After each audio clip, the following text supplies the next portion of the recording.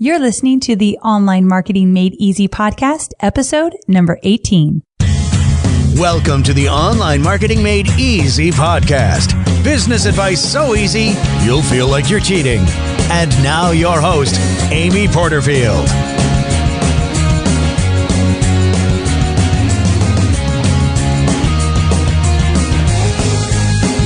Welcome to another episode of the Online Marketing Made Easy podcast. I'm Amy Porterfield, and thank you so much for being here today. So I got to take a deep breath because I have been burning the midnight oil lately. I went to Australia to speak at the Pro Blogger event. Darren Rouse invited me to be a speaker, and it was a great event. But when I came back, literally the minute I stepped off the plane, we had jumped into launch mode for my final Facebook Marketing Profit Lab of 2013. If you've never heard of that program, I do it once a quarter usually, and it's a 6-week interactive program. It's my only program where I do 6 weeks of live Q&A. I have a VIP group where I answer questions every day throughout the program. So it's really interactive. It's a lot of work, but it's also a lot of fun. It's a great program, my very favorite program I do. Well, by the time you hear this, we're going to be 4 days away from actually closing the doors and starting the program. So right now, doors are open. People can enroll. It's been my best launch ever. Really exciting members, like people that are doing great things have joined. So I'm excited about all the new members. And I love doing this program. If you're interested, you could find out at amyporterfield.com/profit lab. You can get all the details, and I'll link to them in the show notes. But really why I tell you that is because although this has been the best launch ever, I'm really excited about the results and about the members that have joined. It hasn't gone on without a hitch, meaning when I do launches, I do live webinars. And on the morning of the second live webinar, I woke up, and remember, I had just gotten off the plane from Australia. So when you go on international trips, you always pick up some kind of bug.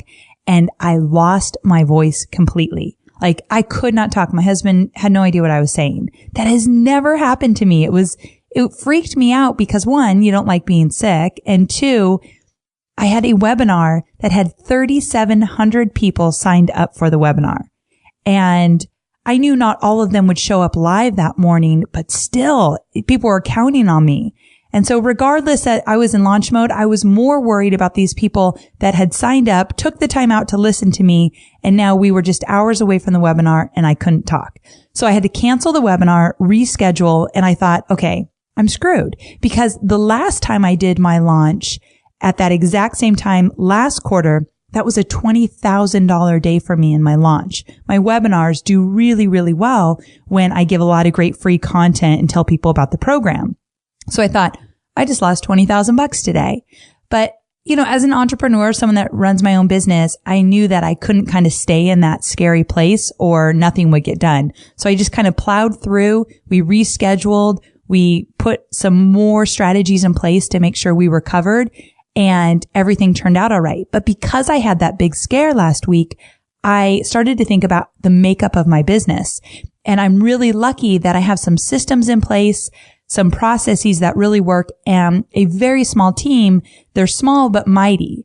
And so I thought, I wonder if it'd be really interesting to my audience to hear about how I set up my online business.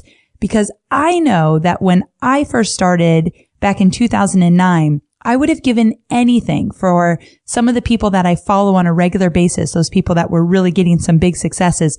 I would have loved them to pull back the curtain, let me know how they set up their business and what tools they use to get things done. That would have been really valuable to me. So that's exactly what I'm going to do in this podcast today. Show you how I set up my business and specifically get into the tools that I could not live without in terms of building my programs, creating my content, and just running my business overall. So that is what we're going to do today. We have a lot to cover. Let's go ahead and dive in.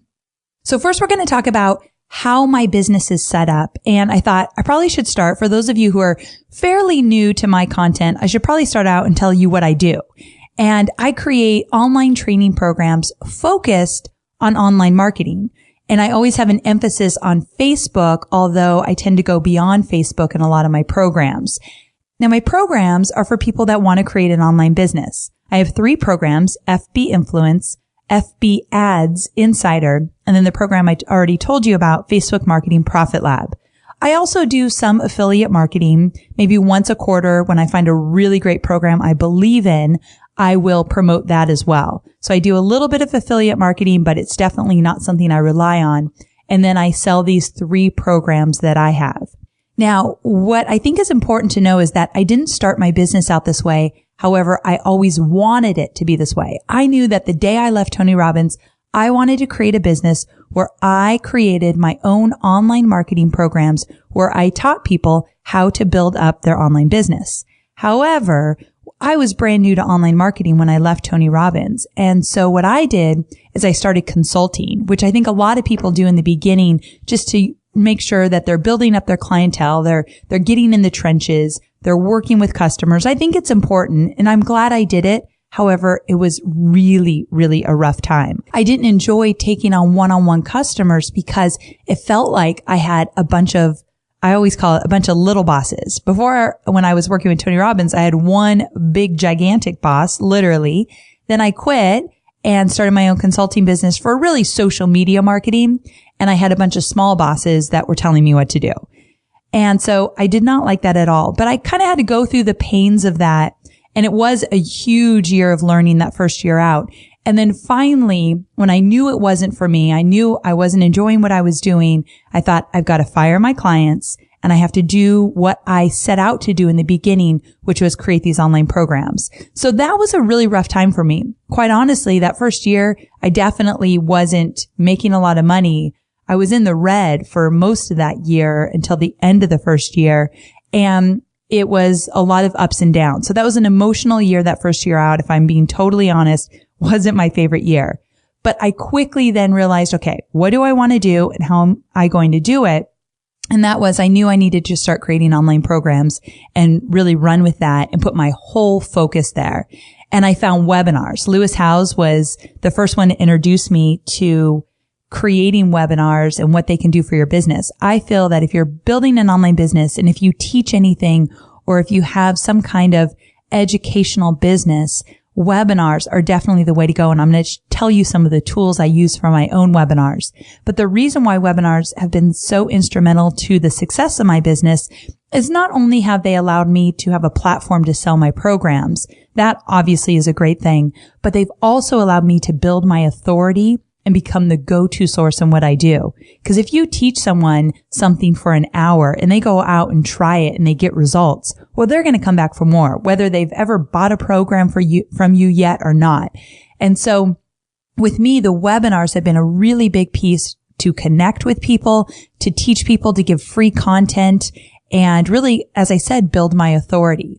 So I can't say enough about webinars. I'm working on a podcast all about every piece of the puzzle with my webinar strategy, because anyone that wants to create webinars, I think that you would find that really valuable. You know, I've made a lot of mistakes along the way and I don't want you to make them as well. So I'm going to outline that. That's coming soon. But for the sake of this training, I just wanted to set it up and let you know how I run my business. So now I do not take one-on-one clients. I do zero consulting. That 100% of my profits come from my own programs. And then a smaller piece comes from my affiliates as well. And in addition to that, I do a lot of email marketing, something I didn't do in my early years when I was struggling because, of course, I didn't really have a list yet. Once I really started focusing on list building, I use that list and I segment it as much as I can to make sure that people are getting emails from me in terms of emails that they really want. They're getting emails from me that make sense to the behaviors, different steps they've taken along my different sales funnels so that the emails mean something to them and they're excited to get the content and they're excited to work with me as well. So email marketing over probably the last 2 years has been a huge part of my success as well. So also, I'll say one more thing. Because email marketing and list building have been such big pieces of my business, I recently created a 4-part free video series all about how to use social media with a big emphasis on Facebook, of course, to grow your email list. So I'll put a link to that in the show notes because, again, it's totally free and it's brand new. So it's all updated, really good stuff. And it kind of outlines how I've grown my email list with social media and how you can do it as well. So I just thought of that as I was talking about how I set up my business. And then I obviously have a blog and a podcast that you're listening to now. And I use my blog and my podcast as ways to generate content on a very consistent basis. You know, having a podcast that comes out regularly, blogging regularly, it really puts me on a schedule and it allows me to make sure that I'm constantly putting out new content that's valuable to my audience. So that's really my platforms. Those two are my platforms for generating new content. So that is my business. I have to tell you that I keep things really, really simple. I say, well, at least I'm trying to say no more often than I say yes to opportunities that come my way, because in my early years, I said yes to everything, which in some respects, I think you kind of have to. You have to figure out what's going to work for you and what's not going to work. And if you say no all the time, you'll have no idea. But I found out pretty quickly, you know, the things where I should be spending my time and the other opportunities that look so good that if I really dug a little deeper, I would have saw that it probably wouldn't have got me the reach or exposure that I thought it would have. But I said yes anyway and kind of had to go with it. That's what the first few years look like. Now I'm really trying to be very careful of how I spend my time, what I say yes to, and new projects I start. Like for 2014, another podcast I'm working on that I will release before the new year is how I set goals and how I set up my business for the new year. And one thing I'm really focusing on is not creating a bunch of new programs, but perfecting the ones I have. I've put so much effort into those 3 programs. Now I just want to make them better. So I want to make the content better. I want to market smarter, and I want to really focus on building or filling up those funnels so that people can get exposed to these 3 programs I put so much time into. So when you're thinking about your own business, instead of thinking about all the new things you're going to create and, you know, new people you're going to work with and partnerships you want to do and all these different things you want to try, that's good.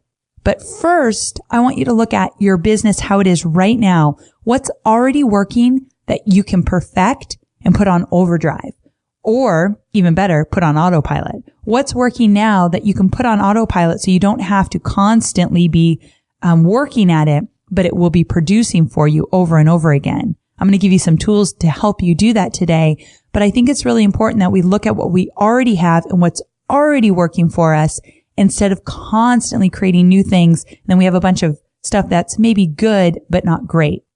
I want all my stuff to be stellar.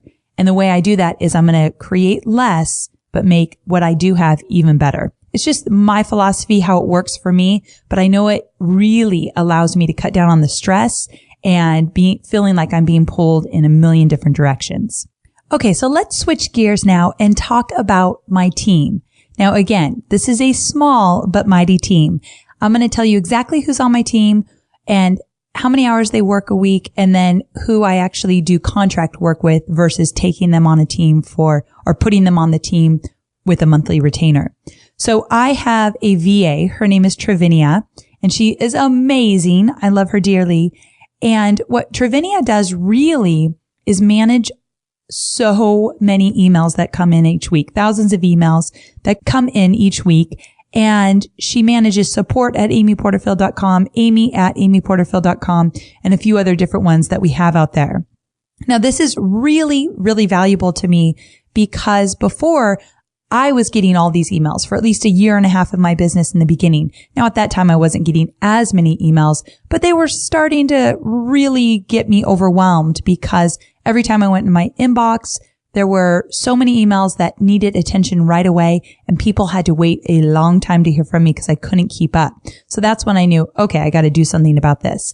So Travinia, what she does is she'll filter everything. So requests for me to speak on stage, requests for me to do online presentations or online summits and webinars and all that good stuff, or to get interviewed on other people's podcasts. Like all those requests go through her, as well as people are constantly emailing me just Facebook questions, and she'll take care of those as well. Now, what we've done about the Facebook questions, because they started to come in at a record speed over probably the last year, we either encourage people to post on my Facebook page, and I try to get to those, throughout the week. Or we have a few questions that always come in, like what's the difference between a profile and a page? Or do I need a business page if I already have a profile? So I've written responses to those questions I get asked all the time. So she can literally do a lot of cut and pasting. And she has probably 15 different cut and paste type emails of questions or, concerns that we get regularly from people. So the great thing is she's really efficient because we've done the work up front and we know what kind of request or questions that are going to come in pretty regularly. So Trivinia also is really great at saying no, because I am really terrible at saying no in terms of I want to make everybody happy. I'm definitely a people pleaser, so I have to work on that, and I hate letting anybody down. So before Trivinia came on, or before I had a VA, I'll tell you, before Trivinia I had a different VA, but before a VA came on, I was saying yes to everything, and really, I mentioned this earlier in this podcast, it really becomes too much. So Trivinia is my filter. I don't have to say no. She is the one who will make a lot of the decisions. So I don't see everything that comes through. If I did, I'd probably go crazy. Now we use a tool called Rhino Support. We're fairly new at Rhino Support, but for right now, we're really getting used to it. I'm enjoying using it because everything's in one place. So you can check out Rhino Support. I'll link to it in the show notes. But what it does is it filters all emails into one place. And then Trivinia is in charge of making sure that I only see the ones that I need to see. So I'll have a folder in Rhino where she'll push certain emails to me. She can write notes about those emails, find out if I want to do a presentation for a certain company, or how do I want to handle a certain concern or anything like that. So I have a folder that has maybe 20 emails in it a week versus her thousands of emails that she gets through. So she is truly my filter. Now, so that's Trivinia. Really, she's the filter for everything first. I also have a personal email that a lot of people have, probably too many people have. So I get hundreds of emails there a week as well, but I'm the one who handles those. A lot of them are my peers and people that I'm building relationships with and all that good stuff. So I want them to come direct to me. Trivinia works about 20 hours a week, might be 25 hours a week. And I pay her on a retainer basis versus a per hour type of thing. Now, I also have a content manager. Rebecca is my content manager, and Rebecca used to be my VA. And what happened was Rebecca's really good at writing and she loves to create content. She has her own business beyond just being my content manager, where she teaches how to create content and repurpose content. So what's great about having Rebecca on the team is before she was my content manager, she is my VA. So she really knows my business well. She basically expanded her role and we created a new role for her based on her skill set. And in addition to that, when I first met Rebecca, she came to me and she offered to do some editing for me in exchange for me to help her with some Facebook marketing. This was years ago. I think it was more than 2 years ago because we just celebrated our 2-year anniversary working together. And at the time, when I wanted to hire Rebecca as a VA, I had no idea what I was going to have her do. And I was a little bit worried about paying her. At that time, I didn't have a big email list. I wasn't creating online programs regularly. So I was still struggling just a bit with my business, to get it off the ground. But I've always been told to hire a VA before you are really desperate to have a VA. Hire before you might even need that person. Best advice I could have gotten, because together, Rebecca and I figured it out.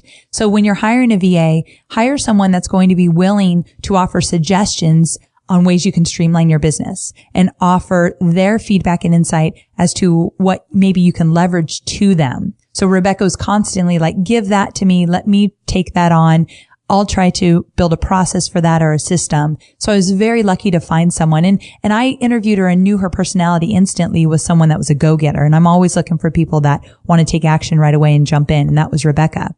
So I just say that because anybody thinking, do I need to hire someone? Hire before you're desperate is really my big suggestion there. So again, I have Trivinia as my VA. Rebecca is my content manager. Rebecca probably works, I'm going to guess 20 hours a week as well. She's on a monthly retainer. And then I have a project manager. Now, the project manager, her name's Gina. She was brand new the middle of this year, maybe early this year. And the reason I brought her on is because I do these Profit Lab launches every quarter. And I knew that I needed more help with them. They started to get bigger. And I thought, okay, this is a little bit too much for my small team to handle. So I need extra support. So really, Gina's main focus is on my launches. Now, although Gina's been really valuable in terms of creating systems and processes and looking at our launch and finding ways to streamline it, really where she's been valuable is pushing me to try new things. Gina has a lot of knowledge about online marketing as a student forever. Like, she's always learning new things with launches. She has her own business as well. I think it's important, if you're not going to hire someone full time, it's important that they're doing something outside of your own business that could actually you could value from or benefit from, And Gina has her own business where she creates programs for Pilates instructors and Pilates business owners, how they can market their business. So it's very niched, but she knows, online marketing well. So going back to Gina, the reason why she's been so instrumental in my business is that she's the one who's pushed me to maybe do a little bit more email marketing than I've done in the past with my launches. And she's pushed me to do more live webinars during the launch mode. And she's helped me with some of the email copy and just the overall big picture with the launch. Now, why this is so valuable is because I went from 40 people in my first few Profit Labs to well over 300. I think we're at 350 people in this current Profit Lab. And part of the reason is because Gina suggested that we try different things in the launch. And now I'm doing 2 different levels. Independent level, which doesn't include as much one-on-one with me, and a VIP level that's limited to 100 people, but it does include a lot of one-on-one with me in a private Facebook group throughout the whole 6 weeks. So breaking it up into 2 levels and allowing people to sign up for what would best fit their needs has really, really made a huge difference in the number of enrollments. So a lot of those ideas came from Gina. So why I'm telling you this is that when we are entrepreneurs and we're a one-man or a one-woman show and we're not getting feedback and insight from other people that have been in the trenches like us, it's a little scary sometimes, and you have limiting beliefs. I never thought that the Profit Lab could fill up with 350 new members every quarter. Like, that is just insane. So, but we've seen that happen a few times now this year. So surrounding yourself with people that are going to push you to try new things, always so very important, especially when you're running an online business. So kind of a review. I have a VA, a content manager. Oh, I got to say, what I didn't say about the content manager role, I have to tell you a little bit about what Rebecca does. She does a lot of repurposing of my content. Sorry, I'm jumping around a little bit, but going back to the content manager role, I do a lot of live presentations. I create tons of different webinars, whether they're for online courses or free content, or they're live, where I go to an event and I present. So I have all this content, and before I would create it, I'd deliver it, let's say to a room of 500 people, and then it would never ever go anywhere else. It would just be dead in the water. And that is so silly because so many more people could enjoy that content. So what Rebecca does is she'll take my presentation and she might break it up into 5 mini presentations and put it on SlideShare. Or she'll create different blog posts based on an hour webinar that I did for free for a group, live.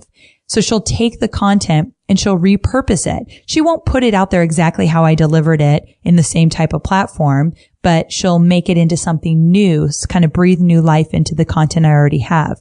This has dramatically changed the way I do content, because now I'm constantly putting out more and more content, repurposing it, because you have to remember there's a lot of people we haven't reached yet, a lot of new eyeballs on your content. It's possible if you use different social media platforms, Pinterest, Twitter, YouTube, SlideShare. Those are the ones that I probably use regularly, in LinkedIn.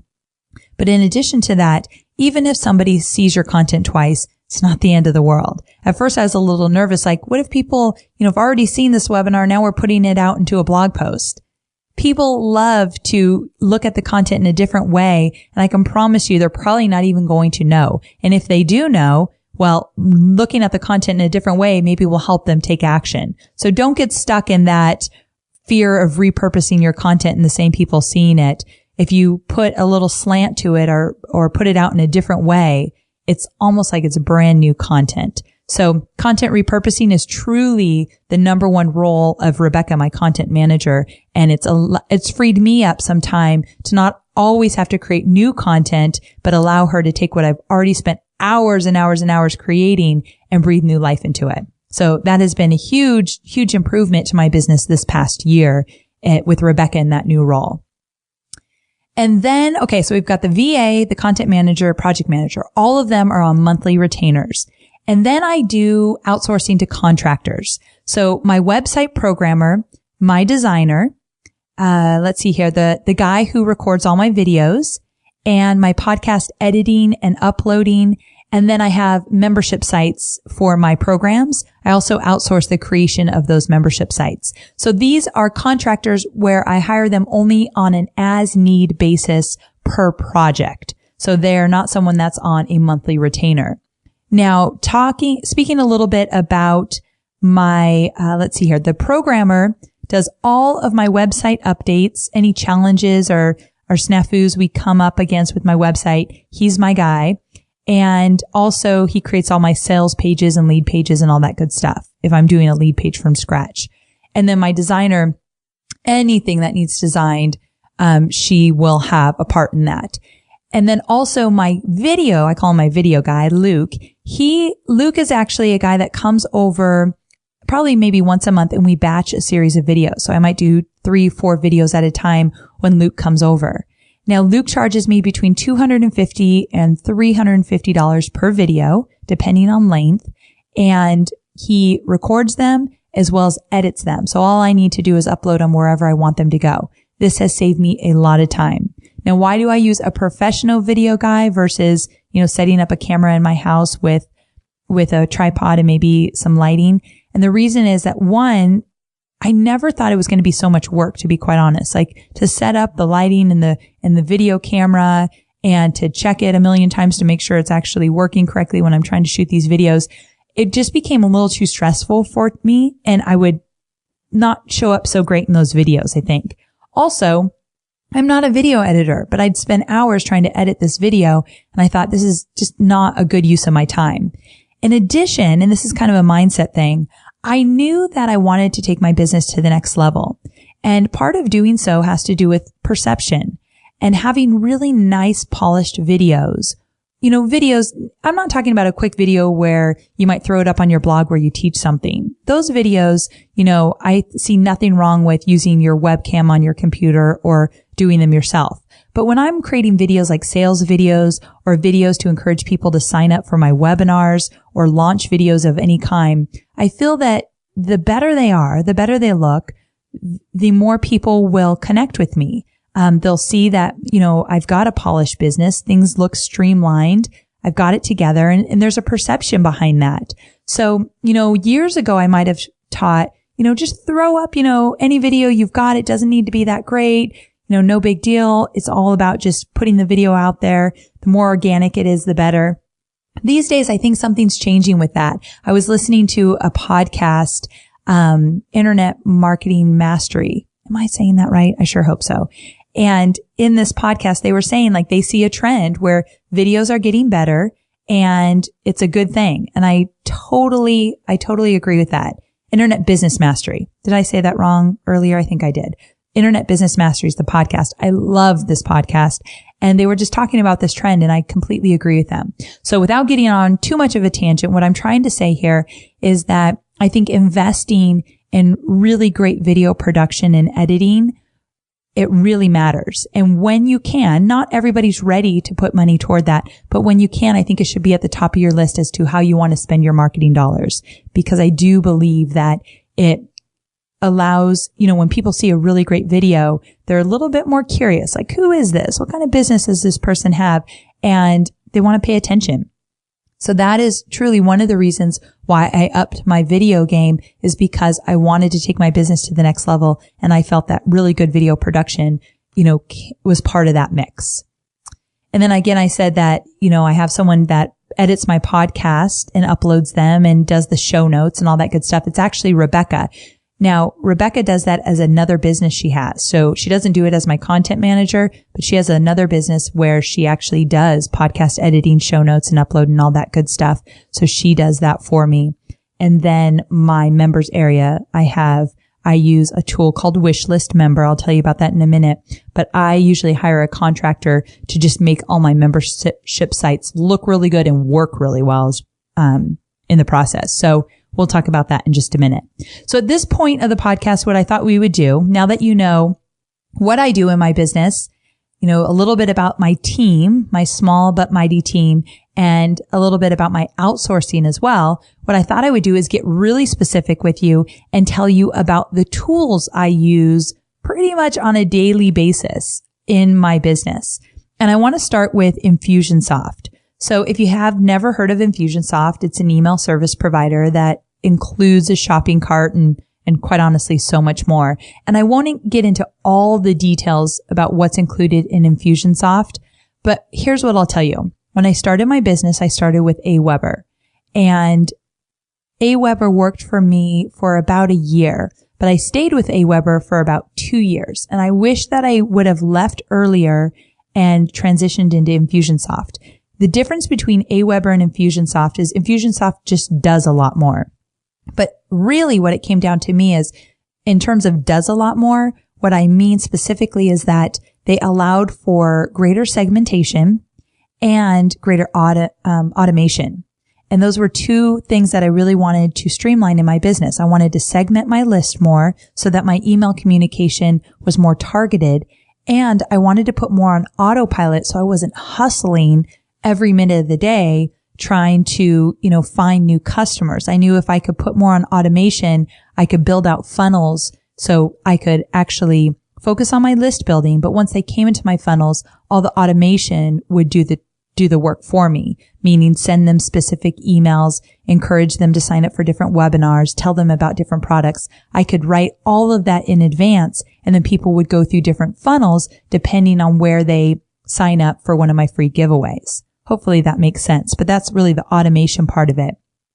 So the point being is that I wish that I moved to Infusionsoft earlier than I did. I got some advice from someone I really admire still to this day, and she was telling me that she felt that you shouldn't move to Infusionsoft, too early in your business. But the thing is, if I had moved there a year earlier, I would have had a smaller list where I could have experimented and made some of the mistakes that I made, because you're going to make mistakes when you move to any big email service provider, no matter what it is. And so I was making mistakes with a list that was like 40,000. I wish I was making those mistakes with a list of 20,000 or even less. So I feel like if you move to something a little bit more robust before you need them, kind of like the VA thing, you'll figure it out and you can do more experimenting and make those mistakes that you're inevitably going to make anyway. So that's my advice. I'd move there before you probably need all those bells and whistles. In addition to that, I think moving to a bigger system is a mindset shift as well. So not only, did I move to Infusionsoft and now I got all these new features and I was paying more. You're going to pay more for Infusionsoft than you'll ever pay for Aweber. And so there's a lot that came with that, but also I started looking at my business differently, and I started to look at ways that I could segment even more, who my audience was. And then once I figured out who my audience was, how can I divide them even more so that I could, cater my email communication. And in addition, of course, I talked about automation as well. I never had any automation with Aweber, but because Infusionsoft is known for allowing you to automate so much of your email communication, now I started to look at my business in a different way. So I'm truly, truly glad I moved to Infusionsoft. It has not been easy. It's a huge learning curve. However, definitely worth the time and effort I put into it. Now, I do hire, speaking of contractors, as I mentioned earlier, I do hire a guy, his name's Steve, to help me with some of my Infusionsoft strategies. And he helps with implementation and some of the overall strategy ideas as well. And I don't have him on a retainer all the time, but I'll probably maybe 6 months out of the year really focus on my Infusionsoft. And so during those 6 months, I will keep them on a retainer, and then I'll kind of pull back and focus on other areas of my business. So I do spend some money on a contractor with Infusionsoft as well. But I wanted to talk to you a little bit about, how I use Infusionsoft. And how I use Infusionsoft, this is specifically my funnels, how things are set up. So I have a few different places where you can sign up for either a free webinar or a free video series, like that video series I mentioned earlier, how to build your email list with social media. So that's a new giveaway I have. So I have some opt-in pages out there where people can give me their name and email in exchange for my giveaway. Once someone gives me their name and email, depending on what free giveaway they've signed up for, I have a series of value-added emails that will go out once they've signed up. So I'm not promoting or selling anything. I'm just building my relationship with them. And once they've gone through these value-add emails, let's say over a few weeks, then depending on what free program they've downloaded from me, I might send them an email about FB Influence or FB Ads Insider or the Profit Lab. It just really depends. Or one of my affiliate partners that I'm promoting their programs. So, but I've built this all out into multiple funnels depending on where they came in and the behaviors they, took, meaning did they click on this or did they click on that? Like it's pretty intricate. It sounds very complicated, I'm sure, but once you're kind of inside, you could see how it all works. But I've created these funnels so that I don't have to do all the work. So I'm sleeping and people are getting specific emails based on the actions they've taken with my free giveaways or emails that I've sent. And that is why I really, really love Infusionsoft. It allows me to automate all of that and really track their behavior, their clicks, and, what they're interested in and what they've opted out of so that I can cater my email communication as much as possible. I have seen my business grow by leaps and bounds since I've added Infusionsoft. So I'm a huge advocate. I think it is great for any online business where you want to grow your email list and maybe talk to people in different ways based on the behaviors and their actions with your content. And that is exactly what Infusionsoft does for me. So again, it's taken me time. I've hired support to make sure that I'm doing it right. I could not do Infusionsoft all by myself, but it's been worth every penny. Okay. So that is the first big tool that I use. That's probably my biggest investment on a monthly basis. I want to say I pay a little less than $500 a month on Infusionsoft. And then my second favorite tool is Lead Pages. You might have heard me talk about Lead Pages, but I pretty much could not run the business that I have today without Lead Pages. Now, Lead Pages is a tool that allows you to set up opt-in pages, which are basically pages where people give you their name and email in exchange for something you're giving away. Now, I use Lead Pages for signups for my webinars. I use Lead Pages for all my free giveaways, like the 3-part video series I've mentioned here, as well as I use Lead Pages for my replay pages. So when someone watches a live webinar, I usually send out a replay and I can put that replay on a lead page. I could put a timer to show when that replay is going to come down. I could add a big button to send people to my Profit Lab program, which is what I talk about in my latest webinar. So I have a big button that goes right to my sales page. There's so much you can do and there's zero coding involved. I'm going to give you a link to Lead Pages so you can check it out. It will be in the show notes. But it is probably my favorite tool right now. There's even cooler things inside Lead Pages. You can set up a special lead page for your podcast. You can set up lead pages for your 404 pages. When someone goes to a page on your website and it doesn't exist, you get that 404 error. Well, they have lead pages where you can say, hey, this isn't the page you're looking for, but I've got something really cool you might want to check out. I love that lead page. It's really, really great. Captures unexpected traffic. There is just so much you can do with the Lead Pages tool. The price varies, so you definitely want to go check it out. It's not free, but it's also not really expensive. They've got year memberships that I think are the best way to go. That's what I do. I pay yearly. I think I pay $197 a year. I could be wrong about that because I've been using it for a while now, but definitely go check it out. I'll give you a special link where it will take you to the page where you can learn about Lead Pages, but also see the different pricing options as well. So that is my second favorite tool.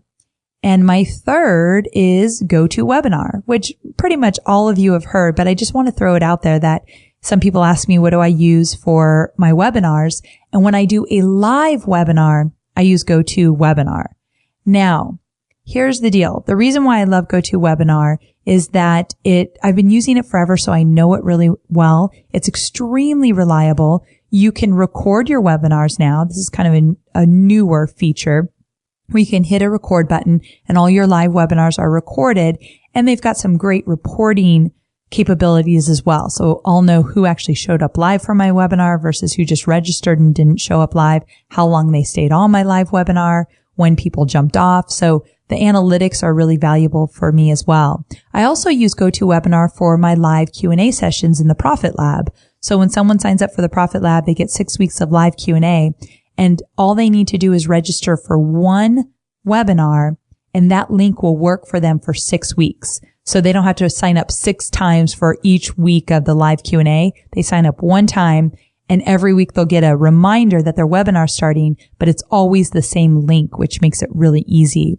And then I do weekly calls with my team, and we use GoToWebinar. It's called GoToMeeting, but it's all within the same interface where everyone jumps onto a live meeting page and we can show each other our screens and all that good stuff. So I use it in a few different ways, but the number one way I use GoToWebinar is for live webinars. The only downside, and I hope they fix this soon, is you can only get 1,000 people on live. So I have to be really careful. Sometimes it's really hard when I have to shut off my webinar registration because too many people have signed up. So on average, between 30 and 50% of people usually show up to a live webinar. So you kind of have to play with it. I always let more people sign up because I know not everyone will show up live, but sometimes I've overshot it and more people want to show up live and they can't get in. In the beginning, I thought, years ago, look at me. I've got 1,000 people on the webinar and people can't come in. Isn't that so cool? I filled up a webinar. And I thought about it. One, it's extremely rude when people have booked time to spend with me and then they can't get on the webinar. So I started looking at it thinking that's not great customer service, Amy. And two, these are people that could potentially buy a product and they can't get on live. So there is nothing good about that. So I've really tried to start creating more live webinars so that it won't fill up to the 1,000 capacity, because that is a downfall of GoToWebinar. Now, just for those who are listening that are new to online marketing, I did not fill up webinars like that in my early days. My first year, I might have gotten 50 people, 100 people on live, and I felt really good about that. This has been over the years that I've kind of built up these strategies to make sure all my webinars are full. So just, no comparison here because it took me a while to get there for sure. Another tool I use is Evergreen Business Systems. And Evergreen Business Systems is what I use for my automated webinars. Now, for those of you who follow me religiously and you know my content well, you probably are thinking, well, wait a second, Amy, you used to promote Stealth Seminars. And Stealth Seminars is a competitor of Evergreen Business Systems. Now, the reason I've switched, not because I have any problem with Stealth Seminars, they still are great, and I think they have probably the best customer service in the world, but the reason I switched to Evergreen Business Systems from Stealth Seminars is because I wanted more customization for my registration pages for my auto webinars, and I just couldn't get that from Stealth. Also, I think that Evergreen Business Systems has a cleaner user interface. It's just a little bit easier to follow, and they have more options. Like I said, for the registration page, the playback page, it tends to be a little bit more streamlined and for me a little easier, Evergreen Business Systems. But if you use Stealth, you're in good hands. I still have some of my auto webinars on Stealth, and it's a great company. I almost feel guilty telling you about another one because I've been loyal to Stealth for so long, but I really do think that Evergreen Business Systems is a fantastic company, and I will link to them as well in the show notes. Definitely worth checking out. So let's talk about strategy here and why I use this tool. So GoToWebinar is for my live webinars, but Evergreen Business Systems allows me to create registration pages and playback pages of my webinar so that it's the webinar that's recorded and on autopilot. So what I do is I record a webinar, I load it up into Evergreen Business Systems, I create a registration page, and people can go to the registration page and they can sign up for a specific time that webinar is going to play back. I don't say it's a live webinar, but the reason why I want people to sign up for a date and time versus just pushing a playback to anybody out there is that when you have a date and time to show up, you're more likely to watch that webinar. And if people aren't watching my webinars, they'll never ever digest all my content because I do mostly webinars. So the date and time option of having them register allows for more accountability and they're more likely to watch the webinar. In addition, the recorded webinars are how I do a lot of my Facebook ad strategies. I'll drive traffic from a Facebook ad to a recorded webinar. And because those ads are on autopilot and because Evergreen Business Systems is on autopilot, those ads can run for weeks and weeks and I can have people signing up at any time of the day and the playback's automatically happening. They'll get emails saying your webinar's in 24 hours or your webinar's starting now. Make sure you jump on. And then in addition to that, if someone comes to one of my recorded webinars and they watch half of it, the system will let me know and I can send out an email that says, hey, I noticed you watched my webinar, but you didn't get through the whole thing. So you probably don't know I have a special program called FB Ads Insider because I know they never saw the pitch at the end. Or if they don't show up to the webinar at all, I can send them a special email that says, hey, you missed it. I know life gets busy. I can totally relate. Here's the replay link if you want to check it out. So I know the behavior. Again, remember, knowing the behavior of your audience, being able to put that on autopilot allows you to reach people on a more genuine level. When you hear autopilot, you don't think really genuine communication, but it's smarter communication. So you're not bothering people with messages that mean nothing to them. A message saying, I know you signed up for my webinar and I know you missed it. Well, that's going to mean something to that person. But just sending out mass emails to everybody, telling them to get on a webinar and not knowing if they've actually watched it or not will do nothing for your business. So Evergreen Business Systems allows me to communicate in a more strategic way and allows me to get more people on my webinars and build up my email list because I have ads running on autopilot to these registration pages. And that's really the big strategy I use and what I'll talk about when I release my podcast all about creating webinars that convert. So the next tool I use, and this is something I use for my programs, my online programs. So remember, I have 3 online programs and I use Easy Video Suite to house my videos for playback. So I'll upload a video to Easy Video Suite. I can then format it in a way so the playback buttons look good and there's a frame around the video or maybe not. There's a download button or maybe not. There's all these options I get to choose. And then from there, I actually take the embed code and I add it to my membership site. So that's Easy Video Suite is the tool I use for my video playback in all my members areas. Now, here's the really cool thing. My videos in my members areas are not flash, which is a good thing for those using devices like iPhones and iPads to view my content. So Easy Video Suite is compatible with all devices, both on PC and Apple.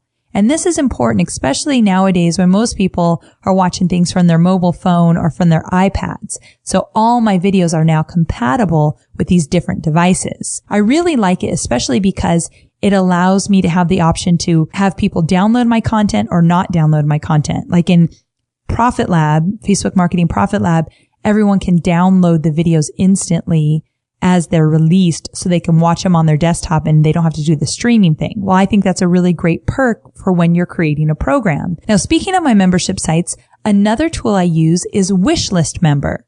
So Wishlist Member is a really, really awesome tool. It's a plugin really for WordPress sites. So the reason I like it so much is it's 100% compatible with your WordPress site. It allows you to create login capability. So people have to log in and then they can access your content. So this is for my paid programs. And I'm really into, you probably heard me say the word a million times in this podcast, streamlining things and making things, work really well as look really good. That's important to me. So Wishlist Member allows all my content to be streamlined. It can drip content, meaning like in the Profit Lab, when you enter the program, you get module 1, but the next week you get module 2, the week after that, module 3. Well, Wishlist Member allows me to program that all in advance so it will on certain dates release new content. So I love the idea of dripping new content throughout the different weeks. In addition to that, there's so many other bells and whistles you can use if you want with Wishlist Member. So each of my programs looks a little bit different depending on the features I want to turn on and turn off within Wishlist Member. So it's a really, really great tool. I used to use Kajabi for anyone that knows that tool, and that tool worked for me for a while, but I just felt like that there's too many restrictions. I didn't like how it looked. Again, I'm a little bit big on the aesthetics of a membership site, and the logins got really confusing at one point. So I thought, this isn't working for me. We need a better solution. And we moved over to Wishlist. So, and I have to say, one little total disclaimer, I am great friends with Stu McLaren, who is one of the founders of Wishlist, but I used it before I even met Stu. But anyway, Stu he's so passionate about his software, and he's constantly looking for new ways to make it better. So I know it's always, evolving and staying on trend based on, online marketing trends that are happening and how people are delivering content, constantly getting updated. So you're in great hands when you start using the tool. The great thing about Wishlist Member is that you pay one fee and you can have multiple sites. I mean, can't get better than that, right? Now, a few other tools that I use pretty regularly, these are smaller tools, but they definitely have helped me along the way. One is ScreenFlow. So if you've ever watched a webinar of mine, recorded webinar of mine, that's all done through ScreenFlow. ScreenFlow is a piece of software I have on my Mac. So I use Mac products. It's on my Mac, and it basically records whatever I'm doing on my screen. So if I create a bunch of keynote slides and I'm flipping through the slides, ScreenFlow is recording all of that. It's recording my voice as well as my slide deck that I'm flipping through. I have used ScreenFlow from day one. I do pretty much the majority of the editing of those videos. It's pretty easy. I am not techie at all, and I can navigate through ScreenFlow pretty easily. An option, if you're not on a Mac, is Camtasia. I think Camtasia works on PCs, so you can look into that as well. So that's how I record all my online trainings that you'll see in every single one of my programs. And it's how I record my webinars as well. And then another tool I use is Snagit.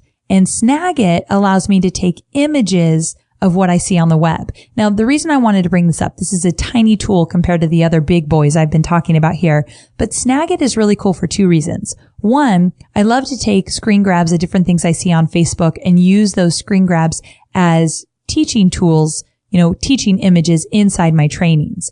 And then from there, I make sure that I put that image in a specific folder so I can find it later. If you just take a bunch of images and you don't actually take the time to file the image correctly, it gets really confusing. So if you're going to use Snagit, make sure that every image you take, you actually put a file name to it and put it in the appropriate folder so you can find it later.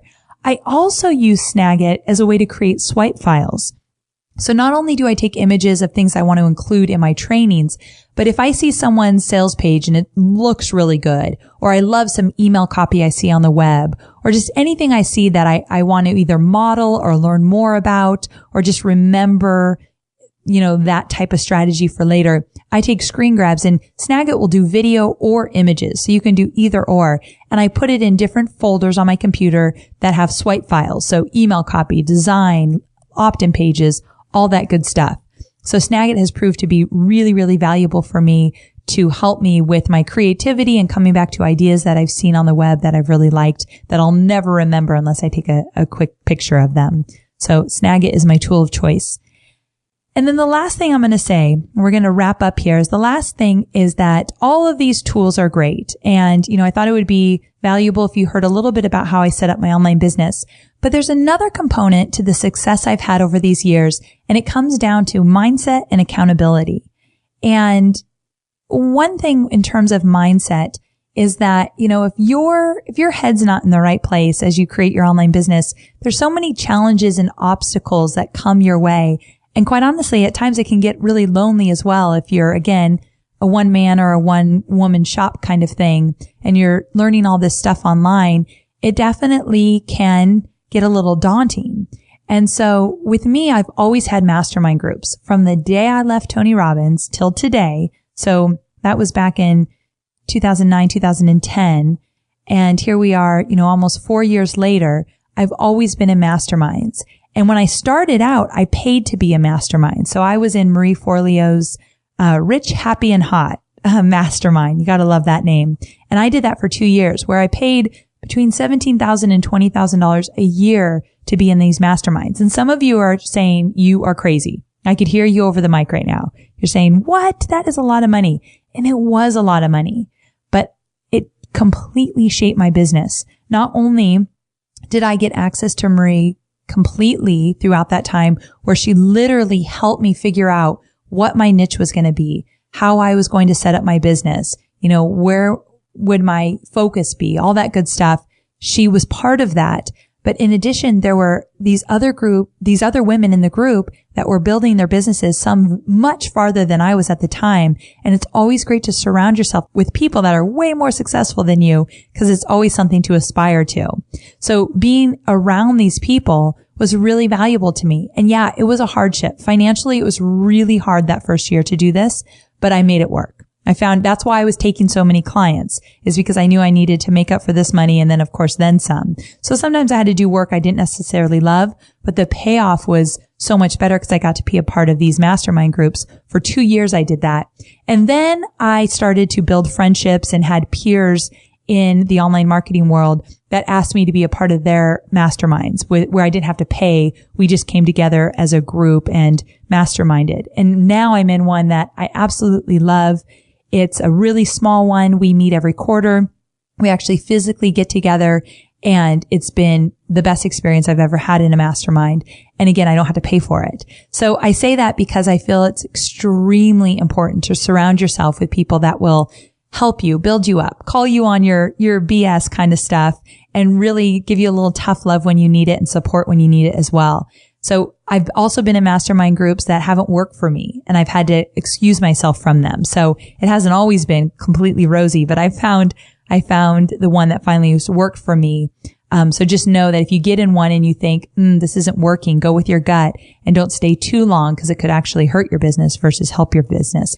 Also, I'll tell you this, I invest in online training programs. I still, to this day, in my early years, I bought tons of online training programs, and it's truly how I built up my knowledge. But still to this day, I try to stay, make sure that I'm learning and constantly understanding what other people are teaching and how they're doing it and what they're teaching. So I am a student of online training programs. I never stop learning. And I think you're probably very similar to me in that respect. If you're listening to this now, you love to consume knowledge. And I think that's a big part of becoming a really good online entrepreneur. I read a lot of books, of course. My favorite one right now is Rework. Now, Rework's been out for a while. I have no idea how I didn't know about it before. If you haven't read it, you have to pick up the book today. I'm hoping to get one of the authors on the show when I talk about planning for the new year, because I think there's so much in the book that helps you shape your business. But I'm all about simplifying and making things as easy as possible, but really productive. And that's what this book is all about. It's going to blow your mind about how they're like, stop doing all these crazy things we're doing and really break it down to the bare bones and stick to what's working and keep it simple. That's truly what I got from this book, and I love it. And then the last thing I'll say is that in my business, I've created top business drivers where literally on my computer, I organize all my files based on these 7 drivers of my business. So for an example, one might be online programs. Another driver might be free webinars. Another driver might be affiliate partnerships. So there's different things I do in my business to, build my exposure, create my brand, and make a profit. And so these top business drivers allow me to be more strategic when I say yes or no to new opportunities that come my way. And so I just want to tease you with these top business drivers or this idea, because I'm going to talk about it when I put out my episode before the end of the year about how to plan for the new year and how to organize your business better. So I'm going to talk about these top business drivers. So I kind of got to tease you. So you'll want to check that one out as well. So this has been one of my longest podcasts. I try to keep them short and sweet and to the point, but I had a lot to say here. So I truly hope that you've enjoyed the backstage pass to the inner workings of my online business. We've covered a lot, but really my hope for you is that you've learned some new tools or methods today that you can apply to your own business, or gotten some ideas of ways that you might want to streamline your own business to make it less stressful and, quite honestly, more fun for you and create more freedom in your life based on getting things a little bit more streamlined overall in your business. All the links we talked about in this show today can be found at amyporterfield.com/18, just the number 18. And also, if you like the podcast, I would really love for you to tell your friends. Just go to amyporterfield.com/love and you can tweet about it to help me spread the word. Thank you so much for spending your time with me today. Until we connect again, make it a great week.